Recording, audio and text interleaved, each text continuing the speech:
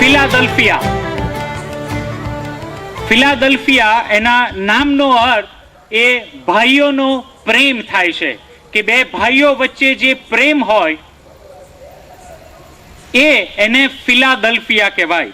હવે આ જે શહેર છે એ લગભગ બીસી 200 વર્ષ પહેલા, એટલે પ્રભુ ઈસુ પહેલા 200 વર્ષ પહેલા એ શહેરને બનાવવામાં આવેલું, એ શહેરને વસવાટ ત્યાં થયો હતો. પણ જે મહત્વની વાત છે આ શહેર વિશે, ફિલાડેલ્ફિયા, એ શહેરના 4 વાર નામ બદલવામાં આવ્યા હતા. પહેલી વાર AD 17માં એને એક મોટા ભૂકંપમાંથી પસાર થવું પડ્યું, અને એ ફિલાડેલ્ફિયામાં એટલો ભયંકર ભૂકંપ થયો હતો કે એનાથી ખાલી જે ત્યાંનું મંદિર હતું, જે આરાધનાલય હતું, એના ફક્ત પિલર રહ્યા હતા, બાકી આખું શહેર એ ભૂકંપથી સાફ થઈ ગયું હતું, નષ્ટ થયું હતું.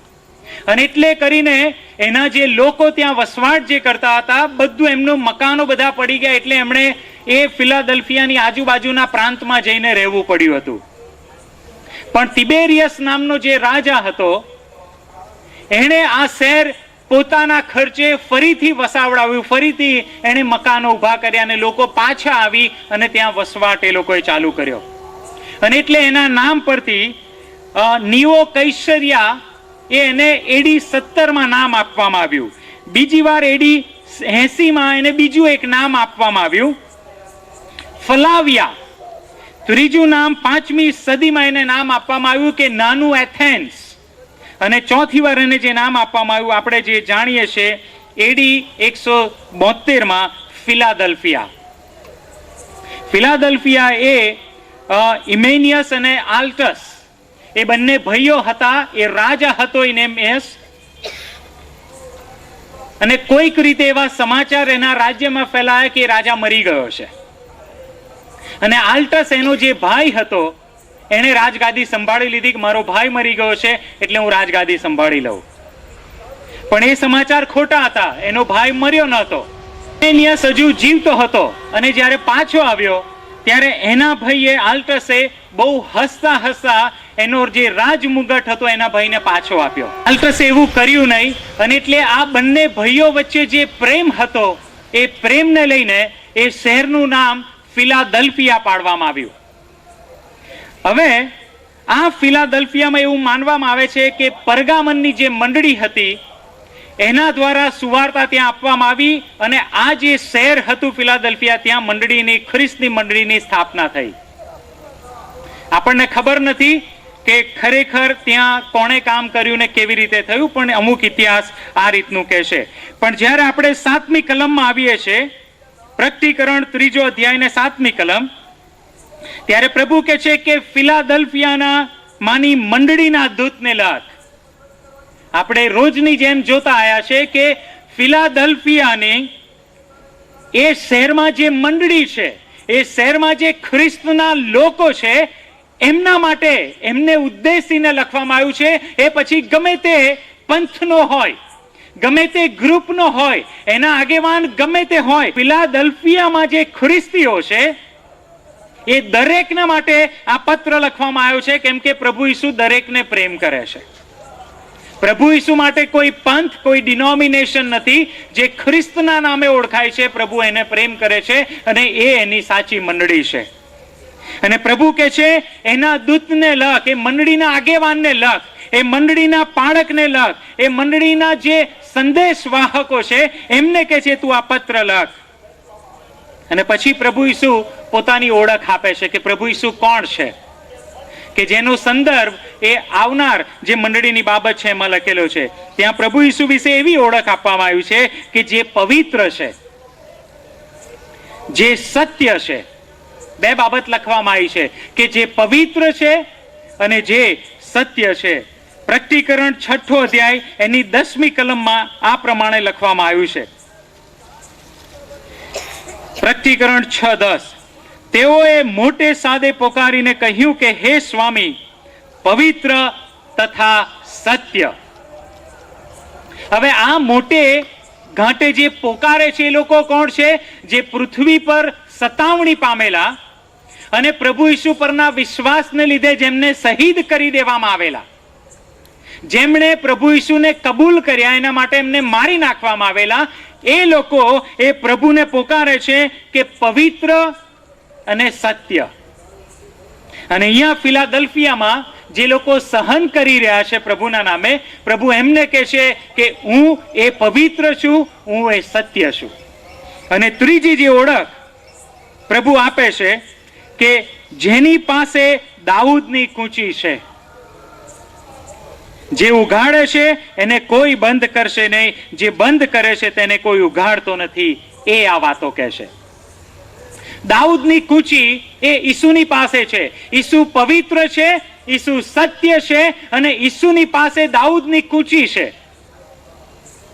આજે દાઉદની કૂંચી છે આપણે આગળ વિસ્તારમાં જોઈશું, પણ ટૂંકમાં એ કહેવા માંગે છે કે દેવનું રાજ્ય, જે દાઉદનું રાજ્યાસન છે, એ ઈસુના હાથમાં છે. અને ઈસુ એ રીતે અહીંયા પોતાની ઓળખ આપે છે. હવે આ જે ફિલાડેલ્ફિયાની મંડળી હતી, એ આસિયામાંની બીજી મંડળીઓની જેમ બધી જ રીતે દુઃખમાંથી પસાર થનાર મંડળી હતી. બીજી મંડળીઓ આપણે જોઈ કે એ મંડળીઓને સરકાર તરફથી, ત્યાંની ગવર્મેન્ટ તરફથી એ દબાણ આપવામાં આવતું હતું, સતાવણી થતી હતી. અને એટલે કહેવામાં આવતું હતું કે ખ્રિસ્તની મંડળીએ કબૂલ કરવું પડે કે કૈસર પ્રભુ છે. અને જો ખ્રિસ્તની મંડળી કબૂલ ના કરે કે કૈસર પ્રભુ છે, તો એમને ખોરાક, પાણી, ધંધો એ બધું એમનું બંધ કરી દેવામાં આવે. આ સતાવણીમાંથી ફિલાડેલ્ફિયા પણ પસાર થતું હતું. બીજી જે સતાવણીઓ બીજી મંડળીઓમાં થતી હતી કે નિકોલાઈતીઓ, બાલના પ્રબોધકો, બાલના શિક્ષણ આપનાર લોકો અને ઇઝબેલના શિક્ષણ આપનાર લોકો, એટલે કે જૂઠા શિક્ષકોની મારફતે પણ ફિલાડેલ્ફિયાને એ સતાવણીમાંથી પસાર થવું પડતું હતું. પણ આ બધી સતાવણીથી એક વધારે સતાવણી એ ફિલાડેલ્ફિયા બીજી મંડળીઓ કરતા વધારે અનુભવતી હતી, અને એ તો યહૂદીઓ તરફથી. ફિલાડેલ્ફિયાને યહૂદીઓ બહુ જ હેરાન, પરેશાન, સતાવણી એમને કરતા હતા. અને એટલે યહૂદીઓ વિશે અહીંયા એવું લખવામાં આવ્યું છે, એ લોકો એવું માનતા હતા કે અમે દેવની પસંદ કરેલી પ્રજા છીએ, ફિલાડેલ્ફિયાની મંડળી તમે લોકો નહીં. તમે જે ખ્રિસ્તના કેવડાઓ છો, તમે જે મસીહાના લોક કેવડાઓ છો, તમે એ દેવની પસંદ કરેલી પ્રજા નથી, અમે દેવની પસંદ કરેલી પ્રજા છીએ. બીજી માન્યતા એ લોકોની એવી હતી કે જે દેવનું રાજ્ય છે, જે આકાશનું રાજ્ય છે, એ કેવળ યહૂદીઓનું છે, બીજા કોઈનું નથી, વિદેશીઓનું નથી. કેમ કે ફિલાડેલ્ફિયા એ વિદેશી માની મંડળી છે, એ યહૂદી લોકો નથી. અને એટલે યહૂદીઓ એવું કહેતા હતા કે દેવનું રાજ્ય એ અમારું છે, દાઉદનું જે રાજ્યાસન છે એ કે છે અમારું છે, વિદેશીઓ તમારું નથી. અને ત્રીજી બાબત જે એ લોકો કહેતા હતા કે દાઉદની કૂંચી એ અમારી પાસે છે. યહૂદીઓ કહેતા હતા કે દાઉદનું જે રાજ્યાસન છે, એની જે કૂંચી છે એ અમારા પાસે છે. એનો અર્થ એ થયો કે દેવનું જે રાજ્ય છે એમાં જવાનો, પ્રવેશ કરવાનો અધિકાર કેવળ યહૂદીઓનો છે, બીજા કોઈ દેવના રાજ્યમાં પ્રવેશ નહીં કરી શકે. યહૂદીઓ આ રીતે પોતાનું માનતા હતા. અને એ રીતે ફિલાડેલ્ફિયાની મંડળીને એ લોકો સતાવણી એ લોકોની કરતા હતા, હેરાન કરતા હતા. અને એટલે પ્રભુએ પોતાની ઓળખ પણ એ જ રીતે આપી કે દાઉદની કૂંચી મારા હાથમાં છે, હું પવિત્ર છું અને હું સત્ય છું, હું જુઠ્ઠું બોલતો નથી.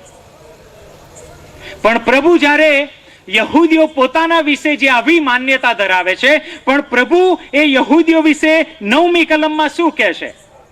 પ્રભુ 3 બાબત યહૂદીઓ વિશે એ કલમમાં કહે છે. પહેલી જ બાબત એ કહે છે કે એ શૈતાનની સભામાંના છે. આપણે જોયું છે આગળના પત્રમાં પણ પ્રભુએ એ રીતની વાત આ લોકોને કરી છે કે તમે શૈતાનની સભા છો. તમે એવું માનો છો કે દેવની પસંદ કરેલી પ્રજા છે, તમારું સભાસ્થાન એ દેવનું સભાસ્થાન છે, પણ તમે કે છે શૈતાનની સભાના સભ્યો છો. તમે જ્યાં મળો છો ત્યાં દેવની વાત થતી નથી, તમે ત્યાં શૈતાનના ઈરાદા પૂરા કરો છો. બીજી બાબત પ્રભુ એના વિશે કહે છે કે જેવો પોતાને કહે છે અમે યહૂદી છીએ પણ એવો એવા નથી. આ પણ આપણે જોયું હતું કે રોમનના પત્રમાં પાઉલ લખે છે કે યહૂદી, સાચો યહૂદી કોણ છે? જેને શારીરિક સુન્નત કરવામાં આવી છે એ સાચો યહૂદી એવું નથી, પણ કે છે જેને હૃદયની સુન્નત થઈ છે એ સાચો યહૂદી છે. પણ આ યહૂદીઓ પોતાને સાચા યહૂદી કહેતા હતા કે અમે યહૂદીઓ છે. પ્રભુ ઈસુ એમના વિશે સાક્ષી આપે છે કે એ લોકો ભલે કહેતા યહૂદી પણ સાચા અર્થમાં એ લોકો યહૂદી નથી. જે હૃદયથી યહૂદી એ જ સાચો યહૂદી. હું ખ્રિસ્તી છું, મારા માટે હું સાક્ષી આપું એ પૂરતું નથી. ખ્રિસ્તી કુટુંબમાં જન્મ લીધો, મંડળીમાં મેં જન્મ લીધો એ પૂરતું નથી, પણ હૃદયથી જે ખ્રિસ્તની પાછળ ચાલે છે એ સાચો ખ્રિસ્તી. અને પ્રભુ બીજી વાત એ યહૂદી માટે કહે છે, અને ત્રીજી વાત યહૂદી માટે પ્રભુ એ કહે છે કે એ લોકો જુઠ્ઠું બોલે છે. યહૂદીઓ જુઠ્ઠું બોલે છે. શું જુઠ્ઠું બોલે છે? કે અમે જ દેવની પ્રજા છીએ. પ્રભુ કહે છે એ લોકો જુઠ્ઠું બોલે છે. અમે જ દેવના રાજ્યમાં જવાના છીએ. પ્રભુ કહે છે એ લોકો જુઠ્ઠું બોલે છે. યહૂદીઓ કહે છે દાઉદની કૂચી અમારી પાસે છે. પ્રભુ કહે છે એ લોકો જુઠ્ઠું બોલે છે. કેમ કે પ્રભુએ પોતાની ઓળખ આપી, અને ઓળખ શું આપી? તે પવિત્ર છે અને તે સત્ય છે. એ લોકો જુઠ્ઠા છે. પ્રભુ કહે છે હું સત્ય છું, હું નક્કી કરીશ કે સાચો યહૂદી કોણ. ફિલાદલ્ફિયાને આવા યહૂદીઓ તરફથી સતાવણી કરવામાં આવેલી, ને પ્રભુ એ ફિલાદલ્ફિયાને કહે છે તું ચિંતા ના કરીશ, જે યહૂદીઓ પોતાને કેવડાવે છે એમને હું જાણું છું. અને પછી પ્રભુ ફિલાદલ્ફિયાના માટે સારી બાબત કહે છે કે ફિલાદલ્ફિયામાં સારી બાબત કઈ છે. સાર્દિસની, સ્મરણાની જે મંડળી આપણે જોઈ એમાં પ્રભુ કોઈ પણ ખરાબ બાબત કહેતા નથી, અને આ જે ફિલાદલ્ફિયાની જે મંડળી છે એમાં પણ પ્રભુ કોઈ પણ ટકોરવાળી વાત કહેતા નથી. મંડળીની કોઈ નબળાઈની પ્રભુ ત્યાં વાત કરતા નથી. ફિલાદલ્ફિયાની મંડળી એવી છે કે જેમાં પ્રભુને સારી જ બાબતો જોવા મળી. અને બે બાબતો સારી જે ફિલાદલ્ફિયામાં છે એ પ્રભુ એને કહે છે 8મી કલમમાં, તારા કામ હું જાણું છું, તારી આગળ મેં બારણું ઉઘાડું મૂક્યું છે, તે કોઈ બંધ કરી શકે તેમ નથી. તારામાં થોડી શક્તિ છે અને તે મારી વાત પાડી છે અને મારું નામ ના કબૂલ કર્યું નથી. પ્રભુ જે અહીંયા કહે છે બે બાબત કહે છે કે એક બાબત એ છે કે ફિલાદલ્ફિયા તે કહે છે મારી વાત પાડી છે અને મારું નામ તે ના કબૂલ કર્યું નથી. પણ એની આગળ પ્રભુ કહે છે તારામાં થોડી શક્તિ છે. પ્રભુ શું કહેવા માંગે છે? તારામાં થોડી શક્તિ છે. અહીંયા પ્રભુ ફિલાદલ્ફિયાની આત્મિક બાબતની વાત કરતા નથી કે આત્મિક રીતે તારામાં હવે થોડી શક્તિ રહી છે, તું હવે મરવાની અણી પર આવી રહ્યો છું, તે હવે આત્મિકતા ગુમાવી દીધી છે. પ્રભુ એ આત્મિકતાની વાત કરતા નથી, કેમ કે પ્રભુ તો અહીંયા એને બિરદાવે છે. અને પ્રભુ જો આત્મિક રીતે એ મંડળી નબળી હોય તો પ્રભુ એ બાબતને બિરદાવે નહીં. એનો અર્થ એ કે આત્મિક સિવાય બીજી કોઈ બાબત છે કે જેમાં એ લોકો નબળા છે, એમની શક્તિ થોડી છે, જેને પ્રભુ બિરદાવે છે.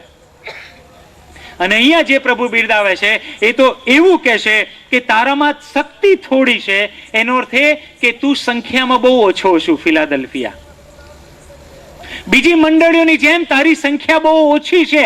બીજી મંડળીઓમાં કહે છે એ સભાસ્થાનો મોટા છે, બાકડા બહુ ભરાઈ જાય છે, મોટી સંખ્યામાં લોકો આવે છે. પણ ફિલાદલ્ફિયા તું સંખ્યામાં બહુ ઓછો છે, બહુ ઓછા વિશ્વાસીઓ, બહુ ઓછા મંડળીના સભાસદો ત્યાં છે. ફિલાદલ્ફિયાનો જે પ્રભાવ પડવો જોઈએ એ પ્રભાવ સરકારમાં ગણો કે સમાજમાં ગણો બહુ ઓછો છે. પૈસાની રીતે થોડી શક્તિવાળી આ મંડળી છે, બહુ ગરીબ મંડળી છે, એટલી બધી ધનવાન મંડળી આ નથી. અને એટલે પ્રભુ કહે છે હું જાણું છું કે તારામાં શક્તિ થોડી છે. પ્રભુ આને બિરદાવે છે. તું નબળી છે, પ્રભુ એને કહે છે આ સારું છે, મને સારું લાગ્યું કે તું નબળી છે. કેમ નબળી છે? કેમ પ્રભુ બિરદાવે છે? કે છે તું નબળી છે છતાં પણ તે કહે છે કે મારી વાત પાડી છે અને મારું નામ તે ના કબૂલ કર્યું નહીં. તે ના કબૂલ કર્યું નહીં. યહૂદીઓ તારી પાસે આવ્યા, ભલે તું સંખ્યામાં ઓછી અને એ લોકો તારી સામે વધારે હતા, ભલે તારો બહુ પ્રભાવ પડતો નથી, ભલે તારી પાસે બહુ પૈસા નથી, પણ જ્યારે એ લોકો તારી પાસે આવ્યા અને કીધું કે ઈસુ એ કે આવનાર દેવનો દીકરો નથી, ત્યારે કે છે તે એમની વાત માની નહીં અને તે મારો નકાર કર્યો નહીં, પણ તે કીધું કે ઈસુ એ આવનાર મસીહા છે. હાલેલુયા. તે મને ના કબૂલ કર્યો નહીં, તે મારી વાત પાડી. ફિલાડેલ્ફિયા, ભલે તું નબળી હોય, ભલે શક્તિ ઓછી હોય, પણ જેમાં તાકાતની જરૂર છે એમાં તે તાકાત બતાવી છે. અને જે બાબતમાં કશાની જરૂર નથી એને તે છોડી દીધું છે. ભલાઓ કેટલો મોટો સંદેશ પ્રભુ ફિલાડેલ્ફિયાને આપે છે કે ભલે તું આ બાબતોમાં ઓછી હોય, પણ જેમાં તારે વધારે હોવું જોઈએ ને એમાં તો તું વધારે જ છે. જેમાં તારું બળ હોવું જોઈએ એમાં તારી પાસે બળ છે, એ મેં જોયું છે. અને પ્રભુ એ બાબતને બિરદાવે છે કે તે મારી વાત પાડી છે અને તે મને ના કબૂલ કર્યો નથી. અને બીજી બાબત પ્રભુ એના વિશે જે સારી કે છે 10મી કલમમાં લખવામાં આવી છે, તે મારા ધૈર્યનું વચન પાડ્યું છે. આ બીજી બાબત ફિલાડેલ્ફિયાની પ્રભુ એ પ્રશંસા કરે છે કે તે મારા ધૈર્યનું વચન પાડ્યું છે. આ ધૈર્યનું વચન એટલે શું? ધૈર્યનું વચન પ્રભુ એવું કહેવા માંગે છે કે મેં કીધું છે કે હું આવી રહ્યો છું, હું આવવાનો છું. એ પ્રભુ ઈસુના આવવા વિશેનું વચન છે કે મેં જે વચન આપ્યું કે હું આવવાનો છું, એ કહે છે તે ધીરજથી પાડ્યું છે. તું ભલે સંકટમાંથી પસાર થતી, મુશ્કેલીમાંથી પસાર થતી, પણ તે ધીરજ રાખી છે કે મારો ઈસુ મને લેવાને માટે આવવાનો છે અને તે કે છે મારા નામને ના કબૂલ કર્યો નથી, તે ધીરજ રાખી છે. ભલાઉ ચિત્તો જે હિંસક પ્રાણી છે એ જ્યારે શિકાર કરવા જાય ત્યારે એ બહુ લાંબુ દોડી શકતો નથી. થોડી જ દોડમાં જો એનો શિકાર પકડાઈ જાય તો પકડાઈ જાય. એ ઝડપથી દોડે છે. ચિત્તો એની ઝડપ પુષ્કળ છે, ચપળતા છે એની પાસે, પણ જ્યારે લાંબુ દોડવાનું આવે, સામે હરણ કે બીજું કોઈ એનો શિકાર હોય, જો એ વધારે દોડે તો ચિત્તો વધારે દોડી શકતો નથી, એ ઊભો રહી જાય છે. એ જલ્દી થાકી જાય છે. એની શરૂઆત જોરદાર કરે છે ઝડપથી, પણ એ થાકી જલ્દી જાય છે. અને વિજ્ઞાન એનું કારણ કહે છે કે સિંહ, વાઘ એ લોકો લાંબુ દોડી શકે છે. શિકાર ગમે તેટલું લાંબુ દોડે એ લોકો દોડી શકે છે. ચિત્તો એટલા માટે લાંબુ દોડી નહીં શકતો, ઝડપ એની વધારે છે, પણ એટલા માટે દોડી નહીં શકતો કે એના શરીરના પ્રમાણમાં એનું હૃદય નાનું હોય છે અને એટલે જલ્દી થાકી જાય છે. જલ્દી થાકી જાય છે એટલે દોડવાનું બંધ કરી દેશે. એનું હૃદય નાનું છે, ઝડપ છે એની પાસે, પણ કે છે લાંબુ દોડી શકતો નથી, એ થાકી જાય છે. ફિલાડેલ્ફિયાની મંડળી પાસે હૃદય બહુ મોટું હતું, એ થાકી ના જાય પ્રભુની રાહ જોતા. એ કે છે ગમે તેટલું દોડવાનું હોય, એ ઝડપથી જે પ્રભુની પાછળ ચાલવાનું ફિલાડેલ્ફિયાએ શરૂ કર્યું, એ કે છે હજુ પણ દોડી રહી છે. એ થાકી નથી, એ હજુ દોડી રહી છે. એ પ્રભુની પાછળ દોડી રહી છે કે મારો પ્રભુ આવવાનો છે. એની રાહ એ ધૈર્યથી જુએ છે, ધીરજથી એ પ્રભુની વાટ જુએ છે. અને પ્રભુ એને બિરદાવે છે કે તું નિરાશ નથી થઈ, તે દોડવાનું બંધ કર્યું નથી, તે પ્રભુની પાછળ ચાલવાનું બંધ કર્યું નથી. પણ જ્યારે યહૂદીઓની સતાવણી તારી પર છે, છતાંય તું અડગ ઊભી રહીશું. એટલું જ નહીં, પણ તું આગળ વધી રહીશું. આ બે બાબતની પ્રશંસા પ્રભુ કરે છે કે તે ના કબૂલ મને કર્યો નથી, અને કહે છે કે ધીરજથી મારા આવવાનું જે વચન છે કે હું પાછો આવી રહ્યો છું ફિલાડેલ્ફિયા તને લેવાને માટે, એ તે જાળવી રાખ્યું છે. આ એક એવી મંડળી છે ફિલાડેલ્ફિયાની બીજી 6 મંડળીઓ કરતા કે પ્રભુ સૌથી વધારે વચનો આ મંડળીને આપે છે. સૌથી વધારે આશીર્વાદના વચનો એ પ્રભુ આ મંડળીને આપે છે. કઈ મંડળીને? કે જે મંડળી ઓછી શક્તિ વાળી છે. બીજી મંડળીઓ જુઓ, એ મંડળીઓમાં પણ સતાવણી તો હતી 6 મંડળીઓમાં, પણ છતાંય એ મંડળીઓને પ્રભુ ઓછા વચનો આપે છે. પણ જે મંડળી નબળી છે પ્રભુ એને વધારે વચનો આપે છે. 8 વચનો એ પ્રભુ આ મંડળીને આપે છે. 8 આશીર્વાદોની વાત પ્રભુ આ મંડળીને કરે છે. પહેલો આશીર્વાદ, પહેલી જે એના વિશેની સારી બાબત છે, જે વચનો છે, એ પહેલા જ એમાં છે. 8મી કલમ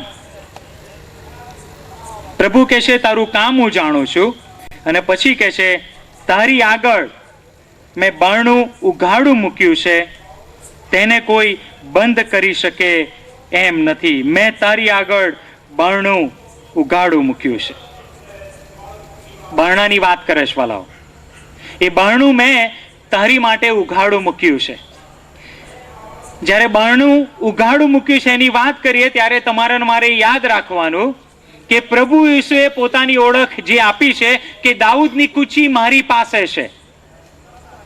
અને એ પણ યાદ રાખવાનું કે યહૂદીઓ એ ફિલાડેલ્ફિયાના લોકોને શું કહેતા હતા કે તમે વિદેશીઓ છો, તમે વિદેશી છો અને દેવના રાજ્યમાં તમને કોઈ અધિકાર નથી, દેવના રાજ્યમાં તમે પ્રવેશ કરી શકતા નથી. વલાઓ, જો યહૂદીઓ આજે પણ કહેતા હોય ને તો એ જ કહેશે તમને મને કે તમે દેવના રાજ્યમાં પ્રવેશ કરી શકવાના નથી, ખાલી યહૂદીઓ જ એ દેવના રાજ્યમાં પ્રવેશ કરશે. પણ પ્રભુ ફિલાડેલ્ફિયાને અને તમને મને શું કહેશે? આજે દાઉદની કૂચી જે શબ્દ છે એ યશાયાના પુસ્તકમાંથી લેવામાં આવ્યું છે. યશાયા 22:19, હું તને તારી પદવી પરથી હડસેલી નાખીશ. હું તને તારી પદવી પરથી હટસેલી નાખીશ. પ્રભુ અહીંયા કોને કહે છે કે હું તને તારી પદવી પરથી હટાવી દઈશ? 15મી કલમમાં જુઓ અને પછી આપણે પાછા આવીએ. 15મી કલમમાં લખ્યું છે કે કોને પદવી પરથી હટાવે છે. પ્રભુ યહોવા કહે છે આ પ્રધાન, એટલે કે જે પ્રધાન હતો એનું નામ શેબના હતું, જે રાજમહેલનો કારભારી હતો, તેને પ્રભુ કહે છે. એટલે શેબનાને પ્રભુ કહે છે કે તારી પદવી પરથી હટેલી નાખીશ અને તારી જગ્યાએ તને પાડી નાખીશ. અને 20મી કલમ, તે દિવસે હું મારા સેવક હિલ્કિયાના દીકરા એલિયાકીમને બોલાવીશ. એટલે પ્રભુ શું કહે છે કે હું કે છે કે આ જે શેબના છે એને ઉતારી નાખીશ, એનો નકાર કરીશ, અને એની જગ્યાએ આ જે હિલ્કિયા રાજા છે એનો જે દીકરો છે એલિયાકીમ, એને હું એ પદવી પર બેસાડીશ. એ પદવી સાની? પ્રધાન પદની. અને આ જે એલિયાકીમ હતો એનું કામ શું હતું? રાજાની હજુરમાં કોણ જઈ શકે ને કોણ ના જઈ શકે એ નક્કી એ એલિયાકીમ કરે. યરુશાલેમ એ શહેરમાં કોણે પ્રવેશ કરવો કોણે ના કરવો એ આ હિજકિયાનો દીકરો નક્કી કરે, અને એના દીકરાને અધિકાર આપવામાં આવ્યો. પણ જે નિપ્સા છે એની પાસેથી અધિકાર લઈ લેવામાં આવ્યો. એનો અર્થ એ થયો કે હિલ્કિયા રાજાની હજુરમાં કોણ જાય એનું બારણું ખોલવું કે બંધ કરવું એ એના દીકરાના હાથમાં હતું.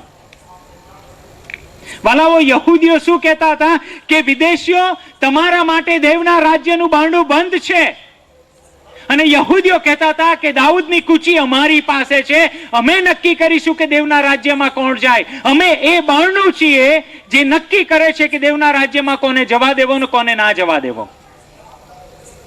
પણ પ્રભુ આ એક ચિહ્ન લઈ અને એ લોકોને શું કહે છે કે મેં જે નિપ્સા હતો એને પદવી પરથી ઉતારી દીધો છે. યહૂદીઓ, મેં તમને નકાર્યા છે, તમે જો એવું માનો છો કે દાઉદની કૂચી તમારી પાસે છે, તમે જો એવું માનો છો કે બારણું ખોલ બંધ કરવાનું કામ તમારું છે, તો મેં તમને પદવી પરથી હટાવી દીધા છે, કેમ કે તમે સાચા યહૂદીઓ નથી. અને પછી પ્રભુ કહે છે કે પદવી પર હિલ્કિયાના દીકરાને મૂક્યો. સભાસ્થાનના અધિકારીઓ પાસેથી એક દાઉદની કૂચી લઈ લેવામાં આવી અને જે મંડળીનો અધિકારી છે ઈસુ, એને કે છે કૂચી આપવામાં આવી. હાલેલુયા. જે દેવનો દીકરો ઈસુ, એને કે છે એ દાઉદની કૂચી આપવામાં આવી. શરૂઆતમાં પોતાની ઓળખ આપે છે કે યહૂદીઓ પાસે દાઉદની કૂચી નથી, ઈસુની પાસે દાઉદની કૂચી છે. અને જ્યારે પહેલું જ વચન, પ્રભુ આશીર્વાદનું વચન એના લોકને જે આપે છે, એ તો એ કહે છે કે ફિલાડેલ્ફિયા, દેવના રાજ્યનું બારણું મેં તારી આગળ ખુલ્લું મૂક્યું છે. હાલેલુયા. માર્ગ, સત્ય તથા જીવન હું છું. સત્ય ત્યાં વાપર્યું, સત્ય હું છું. પ્રભુ પોતાની ઓળખ આપે છે, સત્ય હું છું. પણ આગળ પ્રભુ શું કહે છે? મારા આશ્રય વિના બાપની પાસે કોઈ આવી શકતું નથી. મારા આશ્રય વિના, હું એ માર્ગ છું, હું એ બારણું છું. મારા આશ્રય વિના એ દેવના રાજ્યમાં કોઈ જઈ શકતું નથી. ફિલાડેલ્ફિયા, તે જેનું નામ ના કબૂલ નથી કર્યું, જેને તે કબૂલ રાખ્યો છે, એ તને કે છે પ્રવેશ આપે છે. એણે તારા માટે દરવાજો ખુલ્લો રાખ્યો છે. હાલેલુયા. ભલો તમારા ને મારા માટે લોકો ગમે તે કે, ગમે તેવા પરિસ્થિતિમાંથી તમારે મારે પસાર થવાનું આવે, પણ એક બાબત ચોક્કસ યાદ રાખજો કે ઈસુએ જો તમારા માટે દ્વાર ખોલ્યું છે, એનો કોઈ બંધ નહીં કરી શકે. ગુડ ફ્રાઈડે ના દિવસે 2000 વર્ષ પહેલા શેતાને એવું ધાર્યું કે હું વધસ્તંભ પર ઈસુને મારી નાખું અને એ બારણું સદાને માટે દેવના રાજ્યનું લોકોને માટે બંધ થઈ જશે. તમને ખબર છે, ઈસુ મરી ગયા. ઈસુએ પોતાનો જીવ આપ્યો, પણ એ જે જીવ આપ્યો એમાં શેતાનને ખબર નથી કે શેતાન ખરેખર તો હાર્યો છે. ખરેખર તો એ દાઉદની કૂચી ઈસુના હાથમાં આવી છે. હાલેલુયા. એ ઈસુની પાસે હવે એ બારણું આવ્યું છે, એ ખોલે કે બંધ કરે એ ઈસુના હાથમાં છે. ફિલાડેલ્ફિયા માટે બહુ મોટો દિલાસો, બહુ મોટું ઉત્તેજન એ ઈસુ આપી રહ્યા છે કે તારા માટે મેં બારણું ખુલ્લું રાખ્યું, ચિંતા ના કરી. ભલે તું થોડો રહ્યો સંખ્યામાં, પૈસા ના હોય, તારો બહુ પ્રભાવ પડતો ના હોય, તારી બહુ પર્સનાલિટી ના હોય, પણ ચિંતા ના કરીશ, તારા માટે મેં બારણું ખુલ્લું કર્યું છે. બીજી બાબત, બીજું જે વચન છે એ પ્રભુ એના લોકને આપે છે 9મી કલમમાં. યહૂદીઓ વિશે જે 3 વાત કીધી કે જુઠ્ઠું બોલે છે, અને પછી કહે છે તેઓમાંના કેટલાકને, એટલે યહૂદીઓમાંના કેટલાકને હું તને સોંપું છું. કેટલાક યહૂદીઓને પ્રભુ ફિલાડેલ્ફિયાને સોંપશે, અને જુઓ, હું તેઓની પાસે એમ કરાવીશ કે તેઓ આવીને તારે પગે પડશે. બહુ મોટી વાત પ્રભુ અહીં કરે છે. જે યહૂદીઓ વિદેશી પાસે ત્યાંથી પસાર થાય નહીં, યહૂદીઓ વિદેશીઓ સાથે કોઈ પણ પ્રકારનો સંબંધ રાખે નહીં, ઉઠક બેઠક રાખે નહીં, ખાવા પીવાનું રાખે નહીં, જેમ કૂતરા સાથે વ્યવહાર કરે એવી જ રીતે યહૂદીઓ જે વિદેશીઓ સાથે વ્યવહાર કરે. પણ પ્રભુ કહેશે એ યહૂદીઓમાંના કેટલાક શું થશે? એઓ આવીને તારે પગે પડશે. કહેશે કઈ રીતે? જે ફિલાડેલ્ફિયા એ પોતાને બહુ ગરીબ એ રીતે માનતી હશે, બહુ નીચી માનતી હશે કે આ યહૂદીઓની બહુ ઊંચી જાત છે, એ લોકો પોતે ઊંચી જાત વાળા કહેશે, અને કહેશે એ ફિલાડેલ્ફિયાને નીચી જાતના કહેશે. પણ એક દિવસ એવો આવશે કે એ લોકોને તારા પગે એ ઈસુ મૂકવાનો છે. એનો અર્થ એ કે ઈસુ તને ઊંચો કરવાનો છે. અને એટલા માટે કે મેં તારા પર પ્રેમ રાખ્યો છે એવું કે છે એ લોકો જાણશે. યહૂદીઓ અત્યાર સુધી શું માને છે કે દેવનો પ્રેમ એ અમારી માટે જ છે, મસીહાનો પ્રેમ એ અમારી માટે જ છે. પણ કે છે એક સમય એવો આવશે, હું કે છે યહૂદીઓને તારા પગ તળે મૂકીશ અને યહૂદીઓ કબૂલ કરશે કે દેવનું રાજ્ય વિદેશીઓ માટે છે, ફિલાદલ્ફિયા માટે પણ છે. ઈસુ કે છે એ લોકો કબૂલ કરશે કે ઈસુ કેવળ યહૂદીઓ માટે જ એ કાલ્વરી પર નથી મરી ગયો, વિદેશીઓ માટે પણ મરી ગયો છે. અને બાઇબલ કહે છે ને કે પ્રભુ ઈસુની આગળ દરેક ઘૂંટણ નમશે અને દરેક જીભ કબૂલ કરશે કે તે પ્રભુ છે. જ્યારે દરેક ઘૂંટણ નમવાના છે ત્યારે પ્રભુ ઈસુના સંતો એની આસપાસ હશે, ફિલાદલ્ફિયાના લોક એની આસપાસ હશે.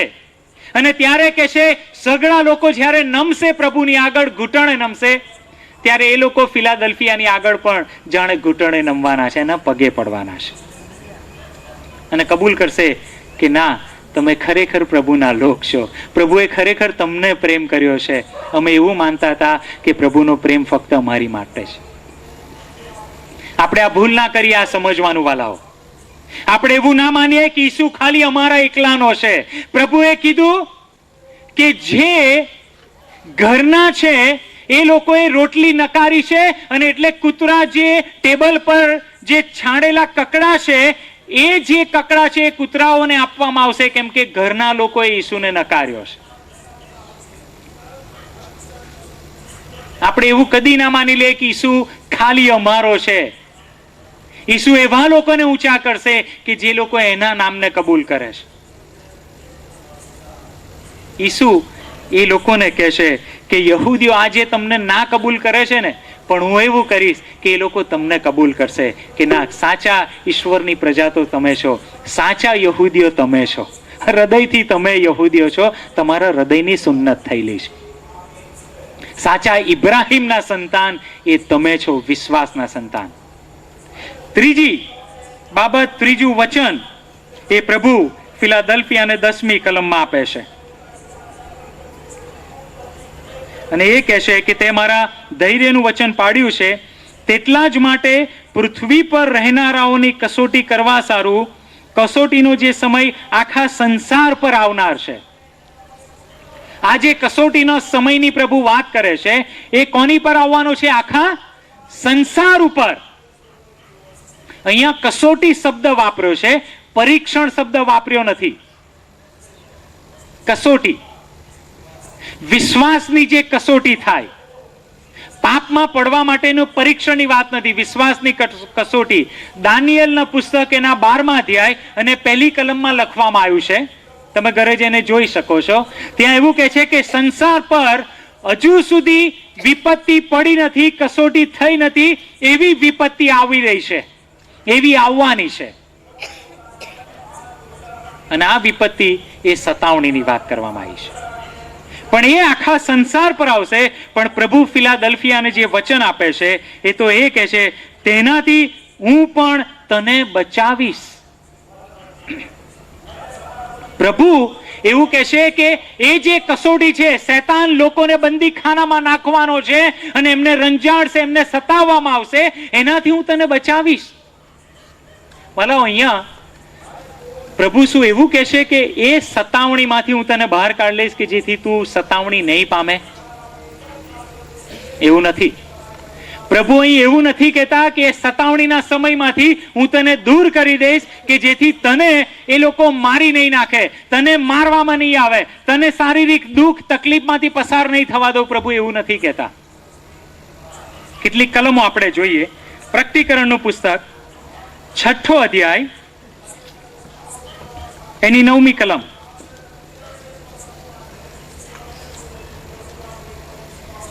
પાંચમી મુદ્રા તોડી ત્યારે દેવના વચનને લીધે તથા પોતે જે સાક્ષીને વળગી રહ્યા હતા તેને લીધે મારી નાખવામાં આવેલા આત્માઓને મેં વેદી તળે જોયા. ઈસુના નામે જે લોકોને મારી નાખવામાં આવેલા, જે લોકો શહીદ થઈ ગયા પ્રભુના માટે, એ લોકો કે વેદી તળે હતા અને એ લોકો હવે પ્રાર્થના કરતા હતા. જે લોકોનું લોહી ઈસુ માટે વહેયું છે, જે લોકો શહીદ થઈ ગયા, એ લોકો કહેશે, હે સ્વામી, પવિત્ર તથા સત્ય, ઇન્સાફ કરવાનું તથા પૃથ્વી પરના રહેનારાઓની પાસેથી અમારા રક્તનો બદલો લેવાનું તું ક્યાં સુધી મુલતવી રાખીશ? 11મી કલમ. પછી તેઓમાંના દરેકને શ્વેત જબ્બો આપવામાં આવ્યો, એટલે જે લોકો પ્રભુના માટે મરી ગયા, લોહી વેવડાવ્યું, શહીદ થઈ ગયા, એમને શ્વેત જબ્બો પહેરાવવામાં આવ્યો. તેઓને એમ કહેવામાં આવ્યું કે તમારા સાથી સેવકો તથા ભાઈઓ જેઓ તમારી પેઠે માર્યા જવાના છે, તેઓની સંખ્યા પૂરી ન થાય ત્યાં સુધી હજુ થોડી વાર તમે વિસામો લો. પ્રભુ એવું કહે છે કે હજુ શહીદો મરવાના છે, હજુ લોહી લોકો વેવડાવવાના છે મારા માટે. અને પ્રભુ કહે છે ફિલાદલ્ફિયા, કદાચ તારે એમાંથી પણ પસાર થવું પડે, તારે એ લોહી વહેવડાવવું પડશે. પ્રભુ અહીં જઈને કહે છે ને કે હું એ સંસાર પર જે વિપત્તિ આવવાની છે એમાંથી હું તને બચાવી લઈશ. એ બચાવવાનું પ્રભુ એવું નથી કહેતા તારે હું તને મરણ નહીં પામવા દઉં. પ્રભુ એવું નથી કહેતા. પ્રભુના માટે મરી જવું એ વિજય છે વાલાઓ. પ્રભુના માટે મરી જવું એ વિજય છે. અને એટલે પ્રભુ કહે છે કે તારે મરવાનું થશે, પણ શું હું તને બચાવીશ. એટલે તું મારું નામ ના કબૂલ કરે એવી પરિસ્થિતિમાં હું આવવા નહીં દઉં. હું તને અંદરથી બળ આપીશ કે તારે મરવાનું થાય છતાં તું મરી જઈશ, એવું બળ આપીશ. એ રીતે હું તને બચાવી લઈશ કે તું મારું નામ ના કબૂલ ના કરે. એને બચાવ્યું કહેવાય. એટલે પ્રભુ કહે છે તારે પસાર થવું પડશે આ પરિસ્થિતિમાંથી. ફિલાદલ્ફિયા, તને સતાવણી થશે, હજુ બાકી છે, પણ એમાં તું મારો નકાર નહીં કરે એ રીતે હું તને બચાવી લઈશ. તું જીતીશ, તું હારીશ નહીં. અને જીતે છે એટલે શું? જે સહન કરે છે એ જીત્યો કહેવાય.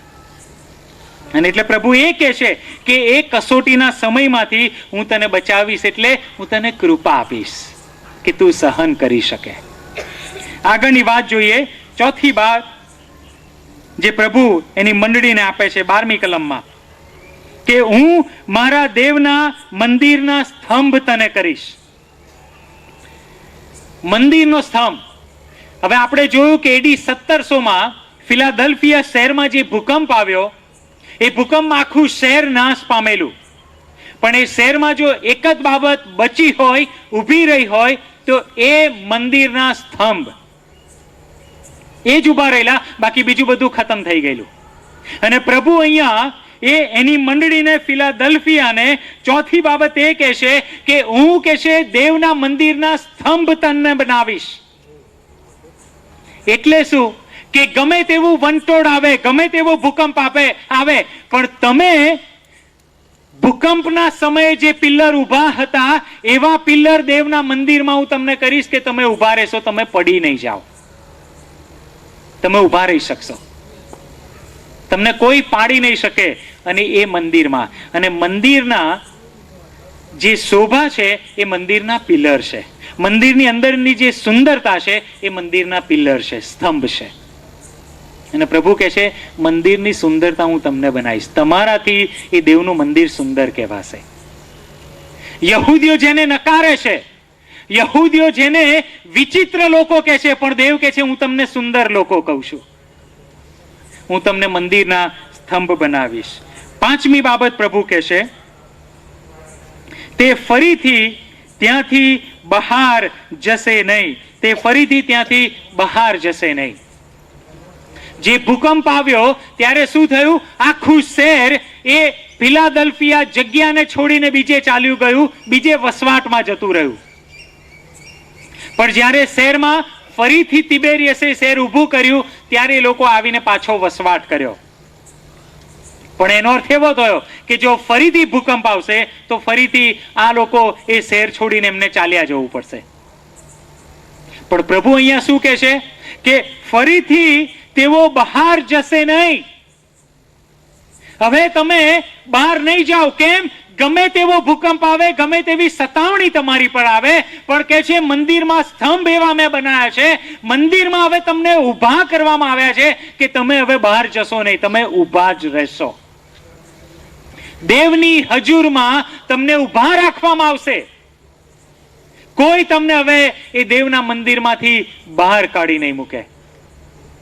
વાલાઓ, જે યહૂદીઓનું જે મંદિર હતું એમાં વિદેશીઓને કોઈ સ્થાન હતું નહીં.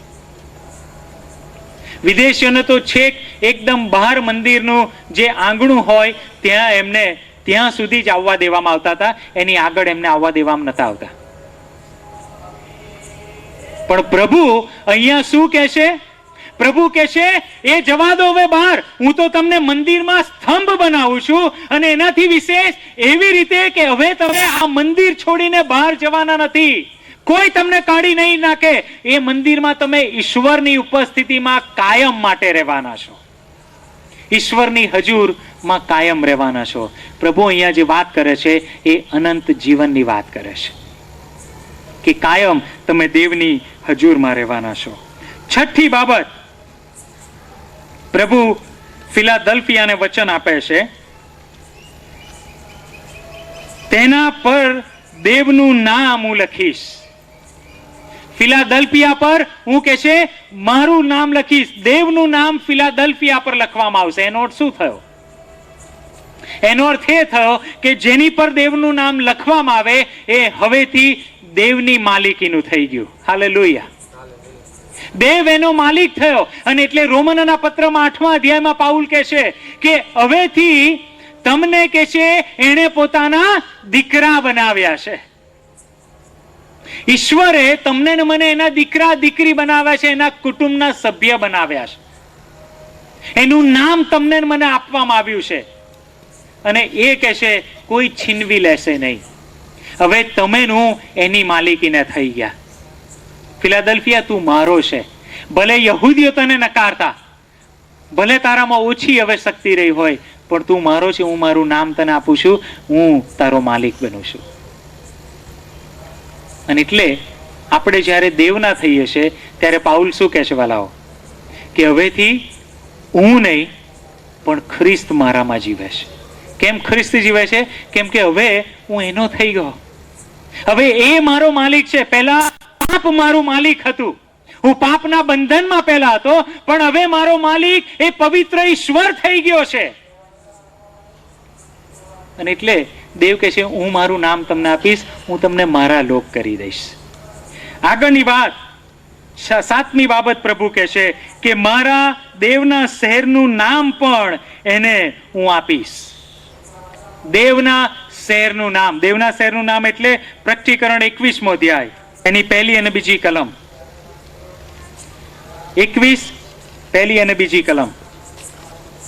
પછી મેં નવું આકાશ તથા નવી પૃથ્વી જોયા, કેમ કે પહેલું આકાશ તથા પહેલી પૃથ્વી જતા રહેલા હતા, અને સમુદ્ર હવે છે જ નહીં.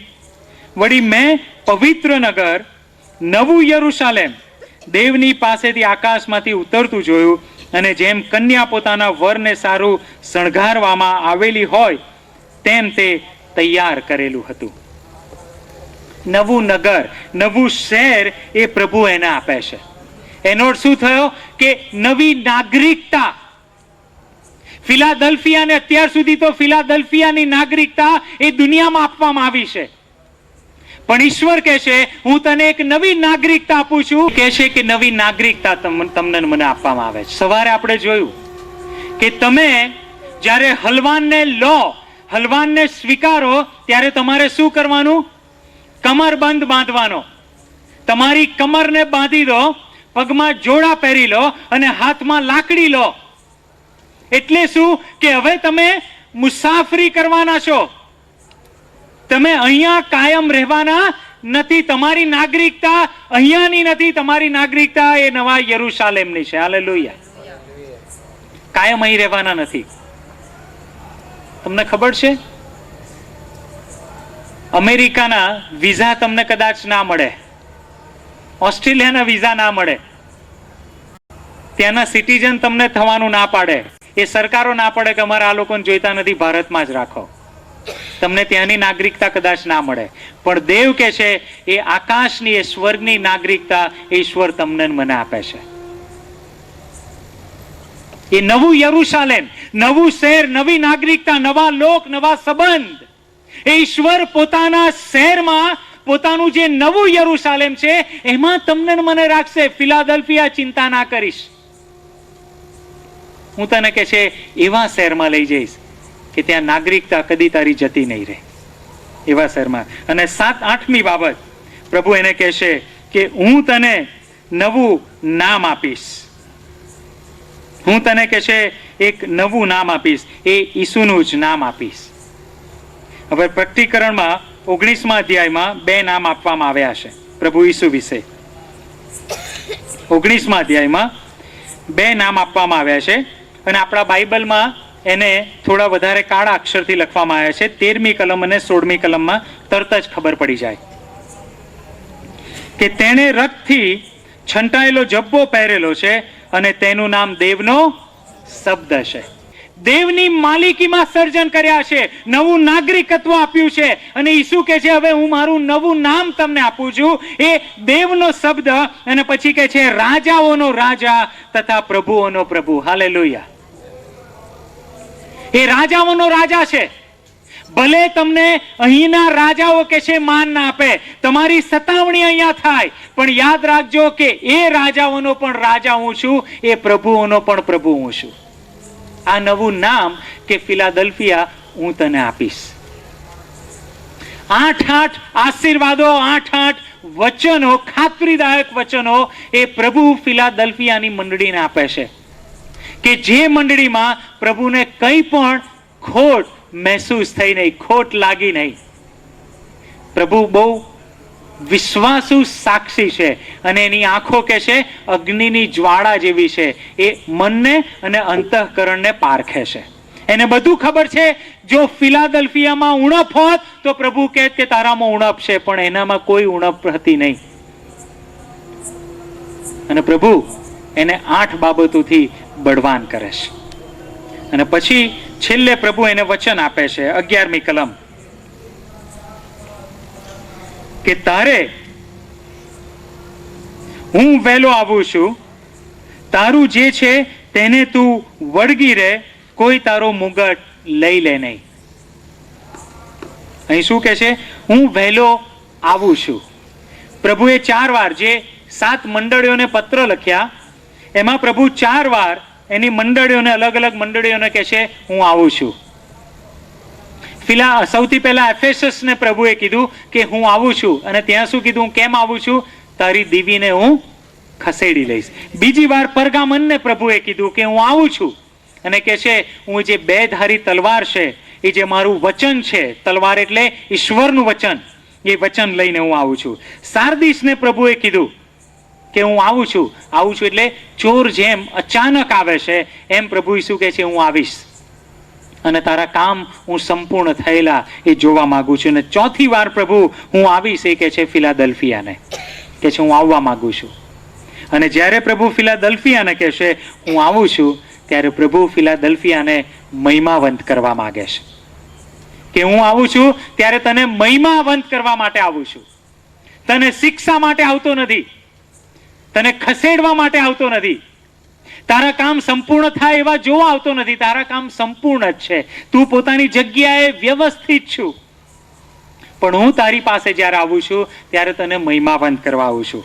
પણ એના માટે તારે શું કરવાનું? તારું જે છે તેને તું વળગી રહે. તારી પાસે જે છે એને તું વળગી રહે. અને એની પાસે શું હતું? એની પાસે ઈસુનું નામ હતું. એની પાસે ધૈર્યથી ઈશ્વરનું વચન પાડવાની આ 2 બાબત એની પાસે હતી. અને ઈસુ કહે છે 2 બાબતને તું પકડી રાખજે, એને ગુમાઈશ નહીં. ધીરજથી દોડજે, હાંફી ના જા, થાકી ના જઈશ. તું આગળ દોડતી રહેજે, હું આવી રહ્યો છું. અને કહેશે કે તું મારા નામને ના કબૂલ ના કરી, સતાવણીમાંથી તારે પસાર થવાનું છે. આપણે દરેક કોઈને કોઈ સતાવણીમાંથી પસાર થઈશું વાલાઓ. ગમે તેવી પરિસ્થિતિ હોય, પણ પ્રભુ કહે છે જો 8 આશીર્વાદ, જે જીતે છે એને પ્રભુ આશીર્વાદ આપે છે. જે જીતે છે એટલે શું? કે જે આમાંથી પસાર થાય છે, જે છે એને વળગી રહે છે, ઈસુના નામને જે વળગી રહે છે, જે સતાવણીથી પાર પડે છે, એને પ્રભુ કહે છે કે હું આ આશીર્વાદો આપીશ. અને પ્રભુ એ આશીર્વાદો લઈ અને આ મંડળીની પાસે આવે છે. અને છેલ્લે પ્રભુ જે કહેશે કે આત્મા મંડળીઓને જે કહેશે તે જેને કાન છે તે સાંભળે. આત્મા મંડળીઓને કહેશે. આત્માએ ફિલાદલ્ફિયાની મંડળીને શું કીધું? કે દાઉદની કૂચી મારી પાસે છે, યહૂદીઓ પાસે નથી. તું ચિંતા ના કરીશ, જે બારણું મેં ખોલ્યું છે એ કોઈ બંધ નહીં કરી શકે. એ જગતનું, એ જે દેવના રાજ્યનું બારણું છે એ હું છું. આત્માએ મંડળીને આ વચન આપ્યું. અને તું તારી બાબતોમાં કે છે ટકી રહેજે. પણ સાંભળવાનું કોને છે? આત્માને તો સંદેશો આપ્યો, પણ સાંભળવાનું કોને છે? જેને કાન છે એણે. હવે વ્યક્તિગત તમારે મારે કાનથી આ બાબતો સાંભળવાની જરૂર છે. બરાબર? નિરાશ ના થશો, સતાવણીમાંથી પસાર થઈ નિરાશ ના થશો, કેમ કે આકાશનું રાજ્ય હવે ઈસુ નક્કી કરશે કે કોણ અંદર જશે ને કોણ નહીં જાય. અને ઈસુએ એ વચન તમને મને આપ્યું છે કે જે જગતના પાપ હરણ કરે છે, દેવના હલવાન પર જે વિશ્વાસ કરે છે, એના પાપ દૂર કરવામાં આવે છે અને આકાશના રાજ્યમાં હલવાનના જીવનનું જે પુસ્તક છે એમાં નામ લખવામાં આવે છે. આપણા નામ નોંધાયા છે. આપણે જે બાબતો છે એમાં શું વળગી રહ્યા છીએ અત્યાર સુધી? પ્રભુ કહે છે છેક સુધી તમે વળગી રહેજો. અને પ્રભુ એ કહેશે કે હું તમને એ આશીર્વાદોથી વેષ્ટિત કરીશ. યહૂદીઓ જે શબ્દો વાપરે છે, સાક્ષી વાપરે છે, એની પર તમે લક્ષ ના આપશો કે છે. પણ ઈસુ જે તમારા માટે શબ્દ વાપરે છે એની પર તમે લક્ષ રાખજો. નિરાશાના વચનો ના સાંભળશો, પણ ઈસુ જે આશાના વચનો આપે છે એને કે છે તમે સાંભળજો. આત્મા મંડળીઓનો જે કહે છે એ તમારે અને મારે સાંભળવાનું.